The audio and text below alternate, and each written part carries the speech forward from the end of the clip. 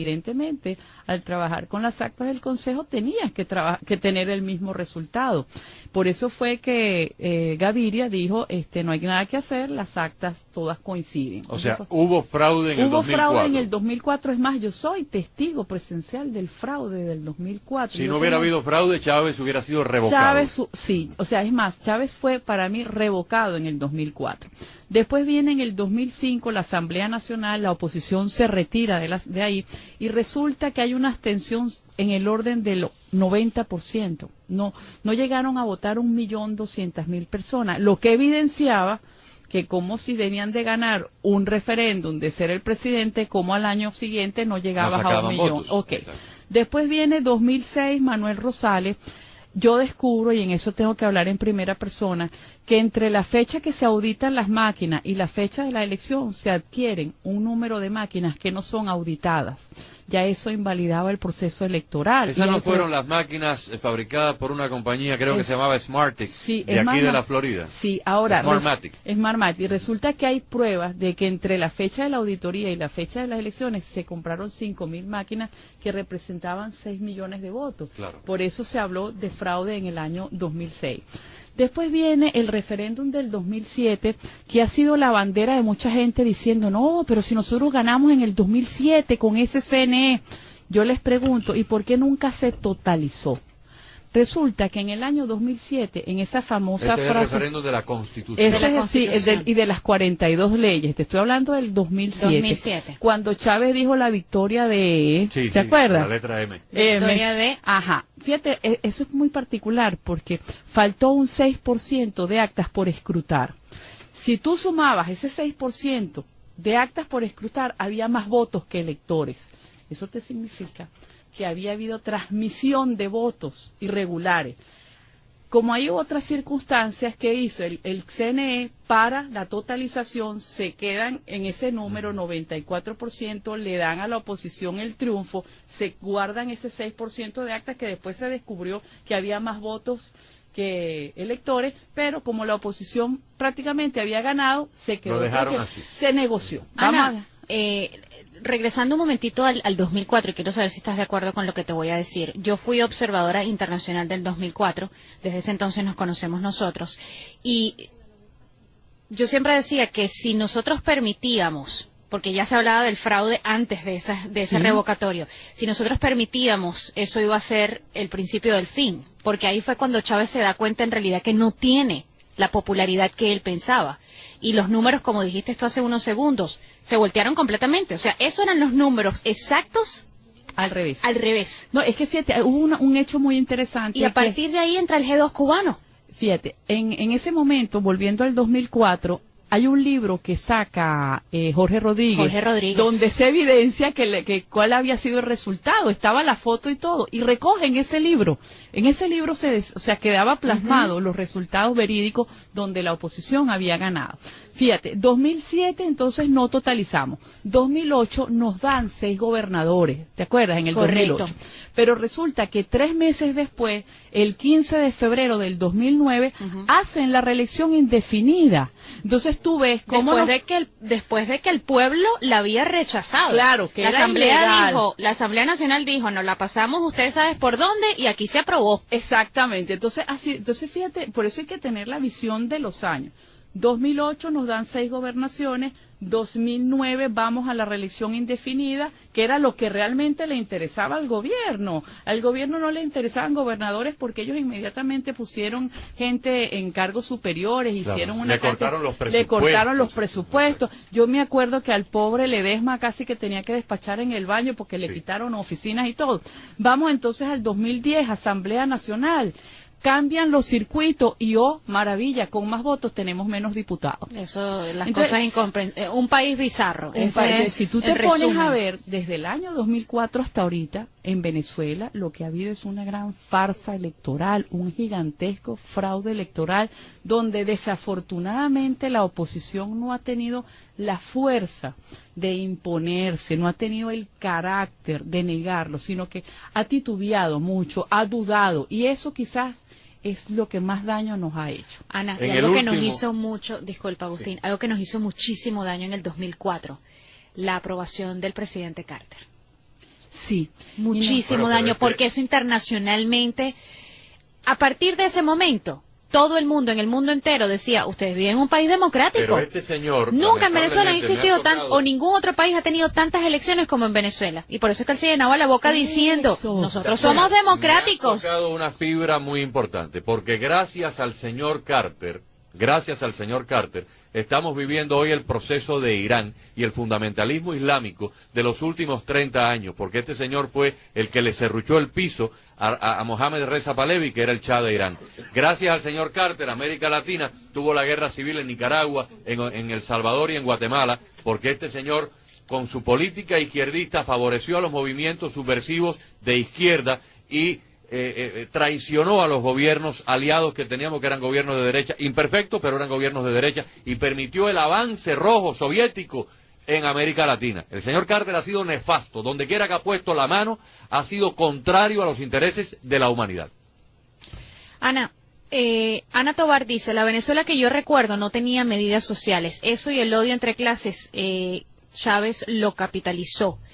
Hace un rato un oyente decía que nos ocupamos, o sea, la Cuarta República se ocupó de los pobres. ¿Tú estás de acuerdo con eso? Mira, Yo no. mira, Las yo personas te que voy a decir subimos una a los cerros sabíamos Sí, que yo eso te voy a no es decir una verdad. cosa. Sí es verdad que los Se pobres ocuparon. que los pobres estaban desatendidos. Eso es verdad.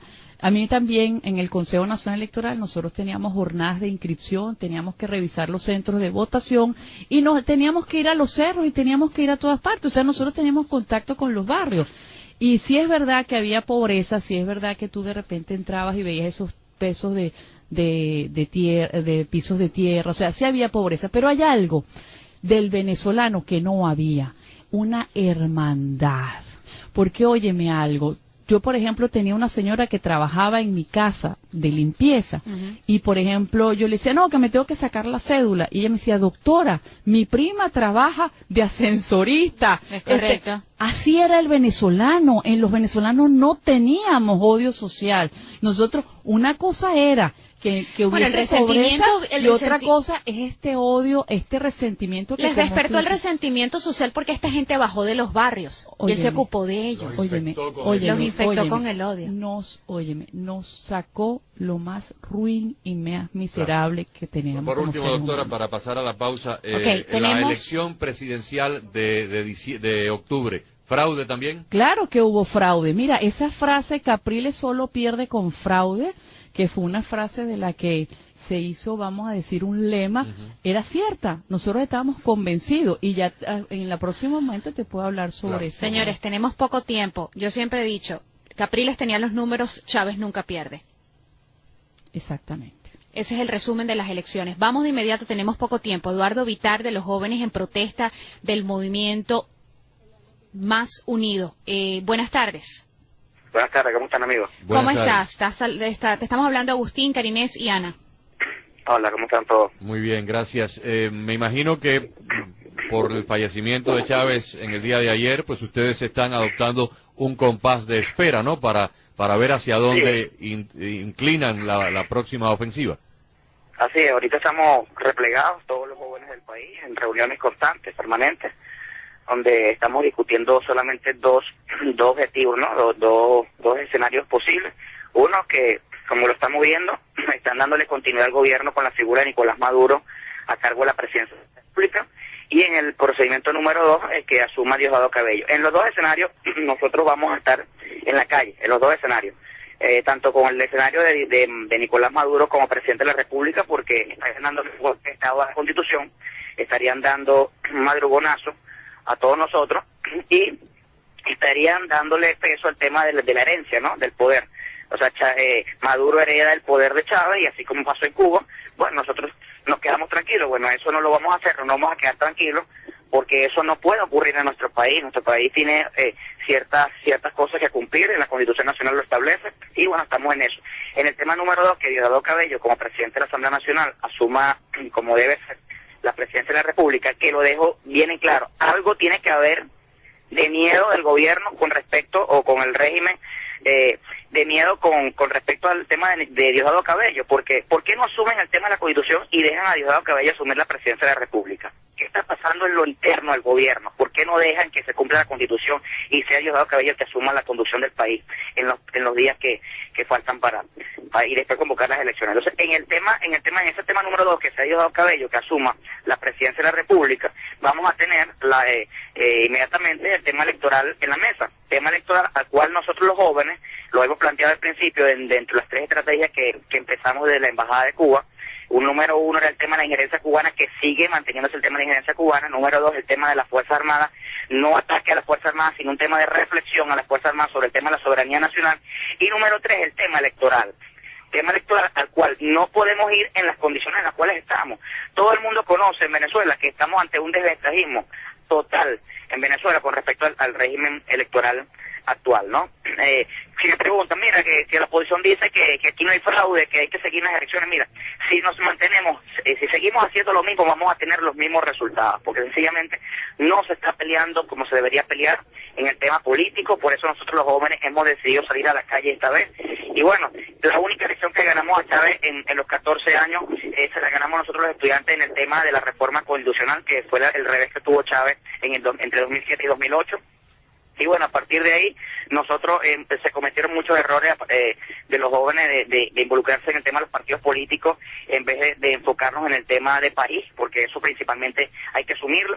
Y bueno, en esta oportunidad nosotros estamos llenos de esperanza en el tema de cómo logramos despertar ese ánimo a la gente, porque hay mucho desgaste político, claro, de 14 años, de gente de secciones. Eduardo, se nos termina el tiempo, pero te felicito porque tienes una claridad mental tremenda y si ese pensamiento tuyo es el pensamiento que prevalece entre estos jóvenes estudiantes, realmente van por buen camino. Porque van por buen camino. Sí. Eduardo, Ana Díaz. Es lo que estoy tratando, ¿no? Es lo que estoy tratando de que entiendan y reflexionen nuestros compañeros. Muchos todavía no han reflexionado y es el mensaje que le estoy dando y estoy ahorita recorriendo el país con este mensaje. Ese es el punto de enfoque. Eduardo, yo quería... Ajá, sí. Mira, Eduardo, yo quería realmente aprovechar este medio para felicitarte porque son precisamente ustedes los jóvenes los que nos dan y están diciendo que Venezuela tiene esperanza futuro. Y tenemos futuro. De verdad que desde aquí, Eduardo, Dios te bendiga. Igualmente, gracias. De verdad que sí. Muchísimas gracias. Estábamos conversando con Eduardo Bitar de los jóvenes en protesta del movimiento Más Unido. Ana, podemos continuar aquí el día entero, la semana entera. Vamos a invitarte de nuevo. Ana Mercedes Díaz, ex directiva del Consejo Nacional Electoral. Vamos a estar pendientes de lo que va a suceder en los próximos 30 días. Yamile, prográmala para la semana que viene para que nos cuente sobre el fraude electoral de la pasada elección presidencial de octubre, porque todo el andamiaje se desploma cuando se pueda demostrar que realmente hubo un fraude y que Capriles fue el ganador de una elección que le robaron. Yo creo que es un poco tarde para eso. Bueno, pero por lo menos... Es un poco tarde, ¿sabes por qué? Porque en ese momento o había que tomar una decisión, pero no aceptar. Pero por lo menos aclarar las cosas y enterarnos de la verdad. Vamos a una pausa.